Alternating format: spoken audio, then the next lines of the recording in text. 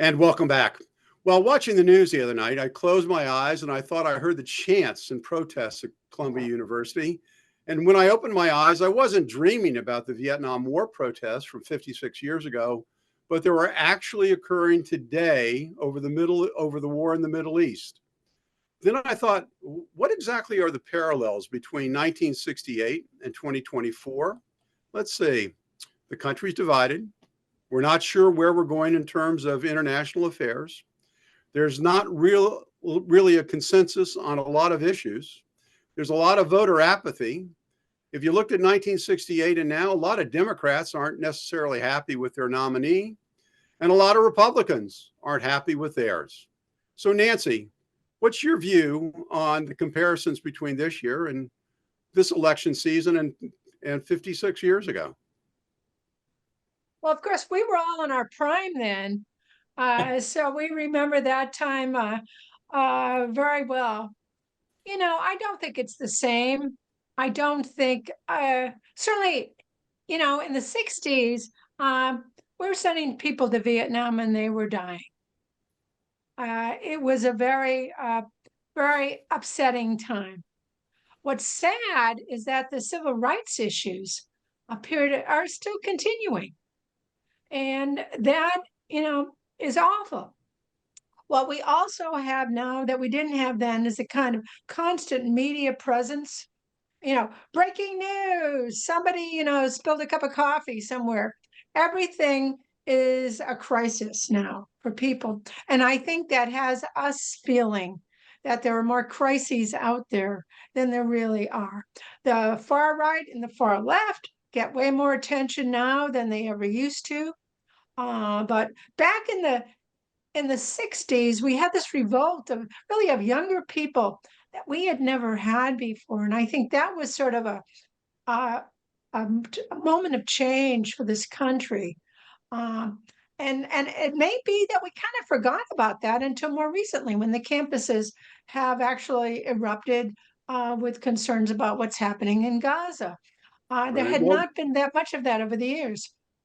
Mark, what's your view of it? And then I want to ask you both about what impact are we going to see on the political election this year. So Sure. Well, I what's your think view? there, particularly among Democrats, there's a very sharp generational divide that we're seeing in these protests, in which has a real parallel to 1968, where you had an older generation, 68, of Cold War liberal Democrats who were anti-communists and had grown up in that period and the pushback on Vietnam. And there was a sharp divide. And we're now, I think, seeing a very similar divide on the campuses between on the issue of support for Israel and what would be an appropriate solution in the Middle East.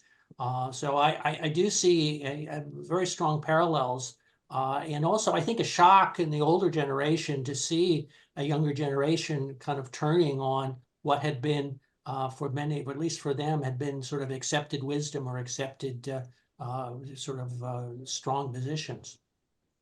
Well, I mean, what we're hearing is not only is Columbia at issue, but there are at least 200 college campuses around the country where these active protests are going. We're hearing about graduation ceremonies being canceled. We're also hearing about this is going to continue all the way through to Chicago and the Democratic convention. So, Nancy, if these protests continue, what impact will it have on the presidential race? Boy, blast from the past, huh?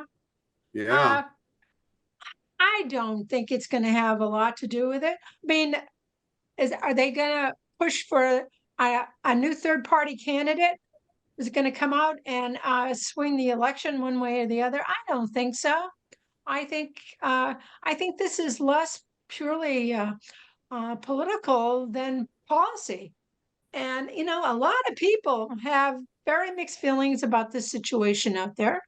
And I don't think that the dividing lines are as strong as Mark suggests in terms of public opinion for those who are following this issue. So I don't know. I think it's going to be very interesting. I think the real question is I think it's going to be a question of turnout. It's always a question of turnout. And ultimately, are Republicans going to show up to vote for Mr. Trump? Are Democrats going to sit home because they're annoyed with Biden over our support for Israel?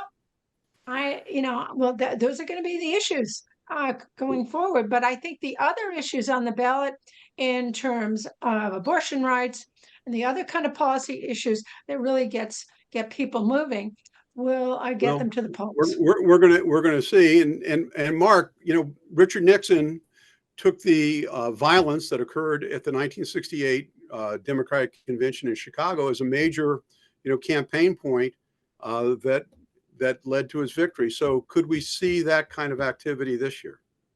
Well, I do think that there's not as much support for these student protesters as there even was in 1968 when there was, as Nancy mentioned, concern about the war. I think it's going to be very polarizing, and it's going to put the Biden administration in a very difficult position to balance between these frankly irreconcilable positions. Well, it's rather remarkable that what we're seeing today.